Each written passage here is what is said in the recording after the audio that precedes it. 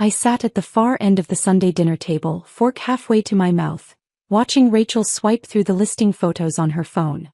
The images were professional, golden hour lighting across the vine rows, the stone terrace with its wrought iron furniture, the infinity pool reflecting sunset colors. My Vineyard estate. The property I'd purchased 8 years ago when Dad told me, "Wine country real estate? You'll be bankrupt in 2 years." 3 qualified buyers already, Rachel repeated, tilting the screen toward Mom. Marcus says we could have a bidding war by Wednesday. One couple from San Francisco saw the photos and wants to tour tomorrow morning. Mom's eyes were damp. She squeezed Rachel's hand across the table. "Finally getting what you deserve, sweetheart. After all those years supporting this family while your sister played farmer." My phone buzzed in my lap. I glanced down at the screen. "Kate, emergency. Someone's trying to close on 847 Meadowlark Drive. They're forging your signature. Call me now. Jennifer. Jennifer Moss. My college roommate. The woman I'd helped through organic chemistry while she balanced 2 jobs. Who now ran compliance at Coastal Valley Escrow, the largest title company in wine country." I set my fork down carefully. The sharp clink against the plate was the only sound I made. "The inspection's Thursday at 2 p.m., Rachel continued, scrolling through her messages. "Marcus already has the key copied. I told him to meet the inspector there directly. No need to bother Kate about it." Brother-in-law Derek raised his wine glass. "To Rachel. To finally getting the family business the capital injection it needs." The family business. Dad's boutique consulting firm that had been temporarily struggling for the past 6 years. The same firm where Rachel worked as executive vice president. A title that meant she scheduled Dad's meetings and managed his calendar. I excused myself to the bathroom, phone already pressed to my ear. "Jennifer." "Kate." Her voice was tight, professional. "I'm looking at escrow instructions for 847 Meadowlark Drive. Sale price $4.1 million. Seller signature dated last Tuesday. But the notary stamp number doesn't match our database. The signature slant is 12 degrees off your actual signature pattern and..." She paused. "Kate, I had coffee with you last Tuesday. You were in Portland for the wine distributor conference." My reflection stared back at me in the bathroom mirror. The walls were pale yellow, the air smelled like Mom's lavender soap, and somewhere outside this door my family was celebrating their successful theft of my property. "Who's the selling agent?" I asked. "Marcus Chin. Boutique Estates Realty." "And the deed? How did they?" "Forged quitclaim deed filed with the county 3 weeks ago. Someone paid the express processing fee, $450 to jump the verification queue. It almost worked. But every property over $3 million triggers our enhanced compliance protocol. I personally review the signatures." I thought about Tuesday. The Portland Convention Center, the afternoon session on organic certification standards, the evening networking event where I'd connected with a Seattle distributor.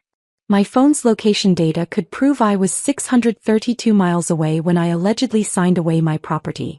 "What happens now?" I asked. "I've frozen the escrow account.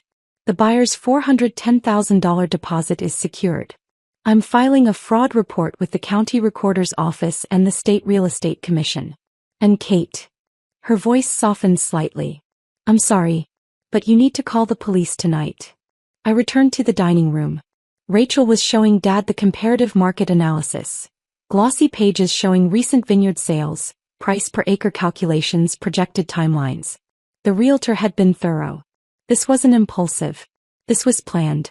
"The buyer's attorney already approved the preliminary title report," Rachel was saying. "Marcus says that's the hard part. Everything else is just paperwork." I sat down. I picked up my water glass. The ice had melted, leaving it room temperature and slightly metallic. "When did you decide to do this?" I asked. The table went quiet. Rachel looked up, her expression briefly confused before smoothing into something practiced. "Do what?" "Forge the deed to my property." Mom's fork clattered against her plate. Dad's hand froze, reaching for the wine bottle. Derek's eyes went to Rachel, then quickly away. "Kate, what are you talking about?" Rachel's voice had that edge it got when she was about to cry. The edge that had ended arguments since we were children. "This is the Vineyard estate. The family agreed." "The family agreed to steal my property?" You're being dramatic. Mom's voice was sharp. Rachel explained everything. The property is wasted on you anyway. You're never there. It just sits empty while you're traveling for that little wine hobby. That little wine hobby generated $340,000 in revenue last year. The estate's property value increased 47% since purchase. And I was in Portland last Tuesday when I allegedly signed the quitclaim deed transferring ownership to Rachel. The silence that followed was different. This wasn't shock. This was the moment when people who've been caught decide whether to double down or retreat. Rachel chose to double down. You're just jealous that I'm finally successful. That I'm saving the family business while you play at being a vintner. Her voice rose. Do you know how many sacrifices I've made? How many years I've worked for Dad supporting this family while you selfishly hoarded your assets? There's a psychological concept called the gambler's fallacy. It's the belief that if you keep playing, keep betting, eventually the odds will turn in your favor. I'd spent 8 years thinking if I just proved myself successful enough, if I just built something undeniable enough, my family would finally see me as something other than a failure who got lucky. But their narrative was more important than my reality. The escrow officer is Jennifer Moss, I said quietly. My college roommate. She personally reviews every transaction over $3 million. She called me an hour ago. The color drained from Rachel's face. She's already frozen the escrow account. The $410,000 buyer deposit is secured. She's filing fraud reports with the county recorder and the state real estate commission. I looked at each of them. And I'm calling the police when I leave here tonight. Derek stood up so fast his chair tipped backward. Rachel, we need to. Sit down, Derek. Dad's voice was commanding, the tone he used with difficult clients. He turned to me, his expression shifting into something I recognized. The reasonable negotiator, the calm patriarch. Kate, let's not be hasty. This is obviously a misunderstanding. Rachel was trying to help. By forging my signature on a quitclaim deed? By liquidating an asset you're not even using to save the family business. Our business. The business that will employ your future nieces and nephews, that represents 3 generations of. The business where Rachel is paid $85,000 annually to schedule meetings while I built a vineyard from bare land. I stood up. The business that's failed every quarter for 6 years while you've blamed market conditions instead of admitting you can't adapt. Mom made a small sound. I looked at her, this woman who'd told me at 23 that investing in you would be a waste of resources. Who'd suggested I find a good man instead of playing businesswoman. I created a document after this dinner. I called it the Ghost Ledger. Not a financial accounting but an emotional one. Line item 1. Father's living room, age 23. He said, you'll be bankrupt in 2 years. Cost, 8 years of proving I wasn't a failure. Unrecoverable. Line item 2. Every family gathering where my business was called a hobby. Cost, confidence erosion quantified in opportunities not pursued. Unrecoverable. Line item 3. Rachel's 40th birthday where my gift, a case of my vintage, was called thoughtful, I guess. Her husband's golf clubs got 40 minutes of gratitude. Cost, the belief that my work had value. Unrecoverable. Line item 4.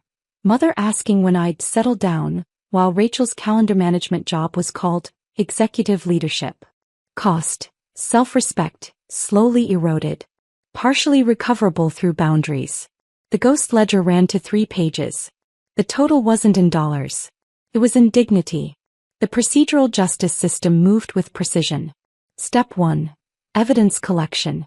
I spent Monday morning at the county recorder's office. The forged quitclaim deed was document hashtag 2024-087453, filed November 3 at 2:47 p.m. The notary stamp belonged to Sarah Chin, Marcus Chen's wife, whose notary license had expired 14 months ago. The signature was mine, except the capital K was 3.2 millimeters too tall and the terminal stroke on the E curved upward instead of my natural downward hook. I photographed everything. I backed up files to 3 separate cloud services. I organized documents in labeled folders. Step 2. Professional consultation.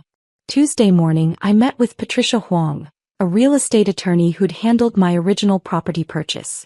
She reviewed the evidence at her standing desk, her office windows overlooking downtown's tech district. "This is slam dunk fraud," she said. "Forged deed with expired notary signature analysis discrepancies, and your alibi with location data. We'll file criminal charges, pursue civil damages, and get a restraining order preventing any further fraud attempts." "How long?" "Arraignment within 48 hours if they're arrested. Civil suit takes months, but we'll freeze any assets obtained through fraud immediately." Step 3. Filing process. "We submitted the criminal complaint to the district attorney's office at 3:15 p.m. Tuesday. Case number 2024-CR8834. The DA's Fraud Division expedited review. Property theft over $1 million triggered enhanced protocols." Step 4. Law enforcement response. Wednesday morning, 2 detectives visited Rachel's home. They collected her computer, phone records, and text messages with Marcus Chin. The messages were damning. Rachel to Marcus, October 28. "Can your wife notarize? Her license expired, but will the county actually check?" Marcus to Rachel, October 29. "Should be fine. They're backed up. Just pay the express fee." Rachel to Marcus, November 1. "Signature practice attached. How's this look?" Step 5. Counter evidence. Rachel's attorney presented their defense. "I'd given verbal permission for the sale. Rachel had acted in good faith. The family business needed capital, and my absence from the property implied abandonment." Patricia dismantled each claim in her written response. Verbal permission doesn't override written deed requirements. Good faith doesn't excuse forgery. Family financial needs don't create property rights. And absence from property doesn't imply abandonment. Plaintiff travels extensively for the Vineyard business, generating $340,000 annually. Step 6. Arraignment. Thursday morning, Judge Michael Torres reviewed the evidence. Rachel stood beside her attorney, wearing a navy suit that probably cost $800. Derek sat in the gallery, his face gray. Mom and Dad were in the back row. Judge Torres read through the signature analysis. The handwriting expert's report concluded with 98.7% certainty the signature was forged. The notary stamp discrepancy. The text messages. My Portland hotel receipt and conference badge scan. Ms. Brennan, Judge Torres said, looking at Rachel over his glasses. You knowingly used an expired notary seal, forged your sister's signature, and attempted to fraudulently transfer property valued at $4.1 million. Do you understand the severity of these charges? Rachel's voice was barely audible. Yes, Your Honor. Grand theft, forgery, and conspiracy to commit real estate fraud. Bail is set at $250,000. Preliminary hearing scheduled for December 12. He turned to Marcus Chin, who stood in handcuffs beside his own attorney. Mr. Chin, your real estate license is suspended pending state commission review. Bail is set at $150,000. The bailiff led them both away. Mom made a broken sound. Dad sat perfectly still, staring straight ahead. Step 7. Civil proceedings. I filed a lawsuit seeking $2.1 million in damages. The property's appreciation value if sold legitimately, legal fees, emotional distress, and punitive damages. The suit named Rachel, Derek, Marcus Chin, and Boutique Estates Realty. Step 8. Criminal prosecution timeline. The DA offered Rachel a plea deal. Plead guilty to felony forgery, serve 18 months with possibility of parole after 9, pay $175,000 in restitution, and testify against Marcus Chin. She accepted. Marcus Chin went to trial, was convicted on all counts, and received 4 years. Step 9. Appeals. Rachel's attorney filed an appeal citing family pressure and financial desperation. It was denied. The appellate court's opinion noted, financial hardship doesn't excuse deliberate fraud. The defendant's planning, use of expired notary credentials, and attempts to conceal her actions demonstrate clear criminal intent. The consequences cascaded in phases. Criminal. Rachel served 9 months before parole. Marcus Chin served 2 years before being released to a halfway house. Both have permanent felony records. Professional. Marcus Chin's real estate license was permanently revoked. His wife Sarah lost her notary license and paid $15,000 in fines. Boutique Estates Realty closed after 3 months. No one wants to work with an agency associated with fraud. Civil. The $2.1 million judgment was parceled out. I received $890,000 from the sale of Rachel and Derek's home, the house they'd bought with Dad's temporary loan that was never repaid. The remaining judgment amount garnishes Derek's salary at 25% until paid in full. At his current income, that's 17 years. Financial. Dad's consulting business collapsed. Turns out 3 major clients quietly left after the news coverage. We can't work with a firm whose principal's family commits real estate fraud. The business closed in February. Dad took a job as a contract consultant at 40% of his previous income. Social. The local newspaper ran the story. Prominent consultant's daughter attempts million-dollar property fraud. The wine country community is small. Rachel and Derek moved to Sacramento. Mom and Dad moved to a rental condo in the cheaper part of town. I still see Mom sometimes at the grocery store. She looks through me like I'm not there. 6 months later, I stood on the stone terrace of the Vineyard estate. The evening air smelled like fermenting grapes and dry grass. The vines were heavy with Cabernet Sauvignon clusters, ready for harvest. My vineyard manager reported a 23% yield increase over last year. The estate's value had appreciated to $4.7 million. I had no intention of selling. I'd installed a new security system. Cameras, motion sensors, title monitoring service that alerted me to any county filing attempts. Jennifer Moss sent me updates quarterly, all clear. No suspicious activity. My phone had blocked numbers for Mom, Dad, Rachel, and Derek. No calls. No texts. No surprise visits. The restraining order had been extended twice and was now permanent. Last month, I'd purchased a second property, 40 acres in Paso Robles with southern exposure and limestone soil. The previous owner had called it too risky for commercial vineyard development. I closed escrow in 18 days. There's a quote I read somewhere: "Revenge isn't rage. It's patience sharpened into strategy." But that's not quite right. Revenge isn't strategy. Revenge is surviving their dismissal so thoroughly that they're forced to watch you thrive without them. I have a framed copy of the deed in my office. Not the forged one, the original. The one I purchased with my own capital 8 years ago when Dad said I'd be bankrupt. The one that now anchors a growing portfolio. From this terrace I can see the entire valley. The hills roll gold and green into the distance. The sun sets red-orange over the horizon. And somewhere out there my family lives with the consequences of their choices.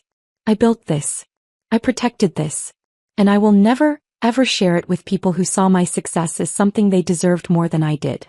The harvest begins tomorrow. The season looks excellent.